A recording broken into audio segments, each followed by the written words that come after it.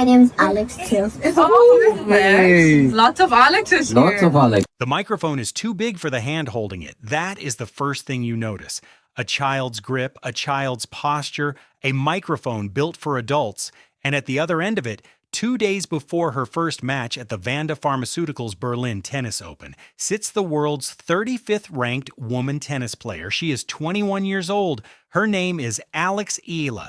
Why do you love tennis? And the child holding the microphone, in a coincidence the WTA's own social team could not resist captioning, shares her first name. From one Alex to another, the caption reads, Alex Eala shares why she loves tennis. The question is simple. I love tennis because it makes me feel empowered, feel confident, makes me feel strong. The setting is small. The room is not a stadium. There is no roar in the building. But the clip, once the WTA's channels pushed it out on June 14th, rippled across tennis social platforms with a tone the tour does not usually generate on Media Day, something closer to affection than analysis. And for anyone who has watched Eala only through draw sheets and ranking charts, the clip offers something those documents cannot. It offers texture. It offers a glimpse of who she is when nobody is keeping score. Subscribe and tell us in the comments what you would have asked her if you had been the one holding that microphone. That texture matters because of where it appeared. The Berlin Tennis Open is a WTA 500. The draw this week contains 6 top 10 players, including Aryna Sabalenka, Elena Rybakina, Jessica Pegula, and Coco Gauff. Eala is here as one of 4 main draw wildcards, not by ranking math, but by invitation. She has never played the Berlin Open before. The kids' press conference itself is not an Eala-specific event. It is a recurring tournament tradition that pairs young fans with a featured player on Media Day. The unspoken compliment is in the selection. In a building stacked with major champions, the WTA chose the wildcard from the Philippines for this particular piece of media. That choice is the bridge between the rote tour story and the one we are actually telling today. So let us draw the shape of the week she walked into that room carrying. 8 days before the kids' presser, on June 7th, Eala stood on a different stage in Birmingham and lifted her second career WTA 125 trophy after a 3-set final against Nikola Bartunkova, 5-7, 6-3, 7-5. 3 days after that, on June 10th, she walked onto a grass court at Queen's Club and was beaten by the American teenager Iva Jovic, 2-2. A scoreline like that in a round of 16 on a surface she has openly described as less natural to her than hard court does not require interpretation. It is a loss with no soft edges. It was also a rematch loss. Jovic had already beaten her at Roland Garros weeks earlier, so in the span of one fortnight, Eala had stood in 2 opposite weathers, a champion's podium and a lopsided defeat, and 4 days after the second one, with another high-stakes test 48 hours ahead of her, she sat down on a Media Day stool in Berlin and listened to a child ask her why she loves tennis. I love tennis because it makes me feel empowered, confident, makes me feel strong. The tension of the kids' presser, the reason it is not just a content unit, is that it happened in that specific narrow corridor between those 2 poles. The warmth on camera is not the warmth of a person riding momentum. It is the warmth of a person processing a setback and choosing anyway to be gentle.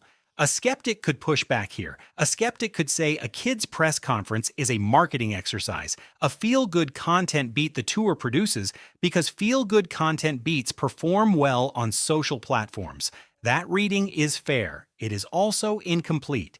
Because the question is not whether the format is engineered. Every press conference on tour is, to some degree, engineered.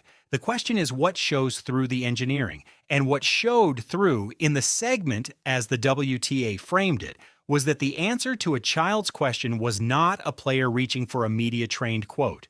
It was a player meeting the question on the same level it was asked. That, the script will argue, is the curtain pulled back. Start with the setting itself. June 14th, 2026, Berlin Tennis Open Media Day. Eala participated in the kids' press conference ahead of her main draw debut. The WTA's own Facebook, Instagram, and TikTok channels published the segment within 24 hours, and Philippine outlets, Sports Avenue among them, alongside individual creators, reframed the clip for domestic audiences as a kind of vicarious access, the question every Filipino fan would have wanted to ask. The event is verified across multiple sources. The framing, the warmth, the affection is what those sources, in their own captions and their own commentary, settled on independently. Now look at Eala. The wildcard slot at a WTA 500 is itself a status signal. She is ranked 35th in the world this week, a career high of 29 reached in March after her fourth-round run at Indian Wells. She did not need the wildcard to play professional tennis. She could have entered a lower-tier event with direct acceptance. The Berlin Open extended the invitation because she has become someone tournaments want in their building, and the WTA did not just put her on a court. They put her on a stool in front of children with a camera on her face. Then the detail that makes the clip stick. The WTA's caption, from one Alex to another, is not editorial cleverness. It is reporting. One of the questioners shared her first name. The symmetry was not staged. It was a coincidence the production team noticed and let the caption do the work for, which means the segment's most memorable beat. A child named Alex asking Alex Eala about her relationship with the sport is something neither the player nor the tour engineered. It was a gift the day handed them. And the question itself, why do you love tennis, sounds simple only until you remember the last time she was asked anything that direct. Let that sit for a moment. Because the contrast is the whole point. 8 days earlier, on the Birmingham podium, Eala was handed a trophy and a microphone of a different kind. The formal kind, in front of a different kind of audience. And what she said was this. And I am so honored to be lifting this trophy today. Lifting this trophy does not mean that I will be among the greats yet. I am so honored to be lifting this trophy today. Lifting this trophy does not mean that I will be among the greats yet, so I'm motivated to keep working, and I'm grateful for the part that this trophy has played in my journey. That is the public face she wears in victory. Not coronation, not celebration as conclusion, motivation framed as continuation. The same humility chassis that showed up in Berlin in front of a child was already on display in Birmingham in front of an audience of adults. The kids' presser did not reveal a different person. It revealed the same person in softer light. And 4 days after that trophy speech, the same humility met a much colder mirror. The Queen's Club loss to Eva Jovic, 2-6, 2-6, was not a tight contest she narrowly fell out of. It was a comprehensive defeat to an opponent who had now beaten her on 2 surfaces in 2 months. Ella walked into the Berlin Children's microphone with that loss still fresh in her ribs. The warmth on camera is the warmth of a competitor who had just been handed a bad afternoon and decided not to let it color the next one. That is not a small thing for a 21-year-old on a tour that rewards visible toughness and quietly punishes visible feeling. And the question waiting for her, the next professional question, was not a child's. It was an Olympic silver medalist's. Tuesday's first-round draw paired Eala with Donna Vekic, world number 33, the freshly crowned Queen's Club champion as of June 14th, Paris 2024 silver medalist, 2024 Wimbledon semifinalist. Their head-to-head reads 1-0 in Eala's favor from January's ASB Classic in Auckland, 4-6, 6-4, 6-4. But that was hard court. Berlin is grass. And Vekic arrives in Germany carrying a lucky loser to champion run that ended on a trophy lift 2 days ago. The schedule itself authored the contrast this story is built on. Saturday, she answered a child. Tuesday, she answers one of the toughest grass court draws she has faced as a wild card, which is why the kids' presser is not a side note in her week. It is a snapshot of who she is the day before. And underneath all of that, the quiet receipts. 24 wins and 15 losses on the 2026 season. $786,855 in prize money this year alone. A career high of 29 reached in March. A WTA 125 title in Birmingham 8 days ago. The melting hearts framing of the headline is the visible layer of who Alex Eala is right now. The receipt layer is that this is a player who has spent the entire first half of 2026 quietly converting potential into ranking points week after week on 3 different surfaces while staying in front of cameras, in front of children, in front of trophies, recognizably the same person. So who is the authority on what we are watching? Not a pundit. There is no fresh pundit quote about Alex Eala from the last 90 days that we can responsibly anchor this script in, and to manufacture one would betray the story. The strongest authority voice here, the one that does the work the angle requires, is Eala's own, and not from the kids' pressers, which the WTA published as a clip rather than a transcript, but from the trophy ceremony 8 days before it. Her words again. Lifting this trophy does not mean that I will be among the greats yet, so I'm motivated to keep working, and I'm grateful for the part that this trophy has played in my journey. Then, on the same evening, on the match itself, this match was incredible. I think it was anyone's game. It's one of those days where a little bit of luck and intention was what got me through.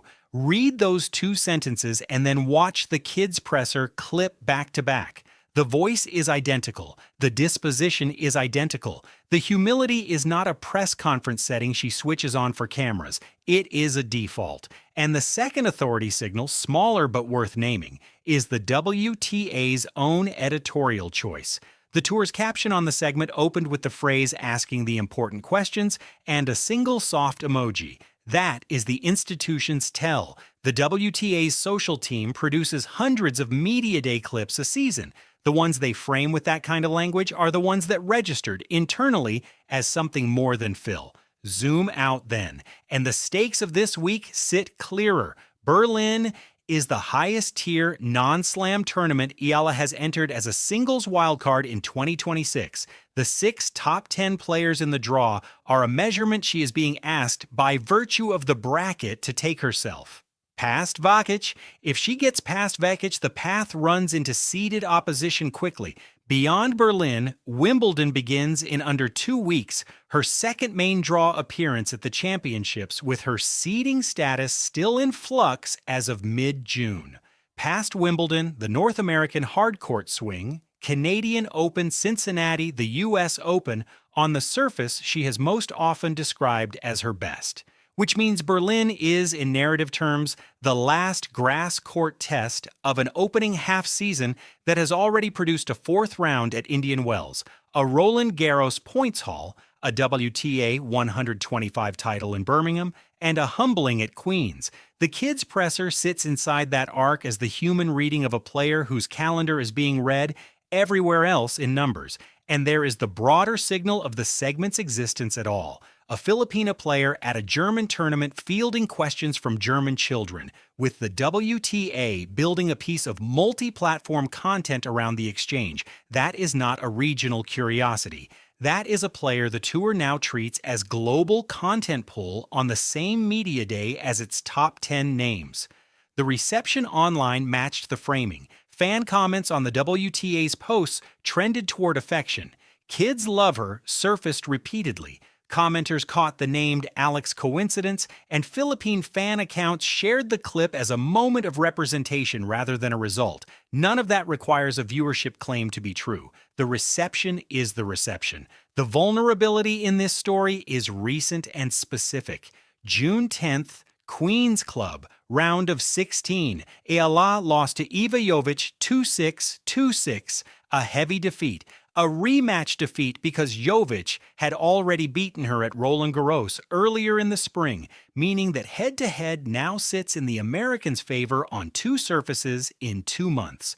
4 days separated that scoreline from the kids' presser. That is the recovery timeline we are looking at. 4 days, 1 travel leg, 1 media day stool, 1 child with a microphone too big for her hand. We do not have a verified post-Queens quote from Eala in this research pass, and we will not invent one. What we can say is that the public face she brought to Berlin was not a face guarding a wound. It was open. Whether that openness holds up against Vakic on Tuesday is not a question this script answers. The match has not been played at the time of this writing. But poise, on the evidence of the clip, is not in short supply. So what does she represent? This 21-year-old at world number 35, sitting on a media day stool 8 days after a trophy and 4 days after a bagel, 2 days before an Olympic medalist. She represents what tour veteran professionalism looks like at 21 without the brittleness that usually comes with it. The Birmingham Trophy is one. Face of that, the Queen's loss is another. The child holding the microphone is the third, and of those three, the child is the one that will tell us 10 years from now what kind of athlete Alex Eala chose to become. Because the kids in that room and the kids watching the WTA's clip on their parents' phones in Manila and Berlin and everywhere in between are the ones already drawing their version of her in the margins of their notebooks. From one Alex to another is not just a caption, it is a transfer of something.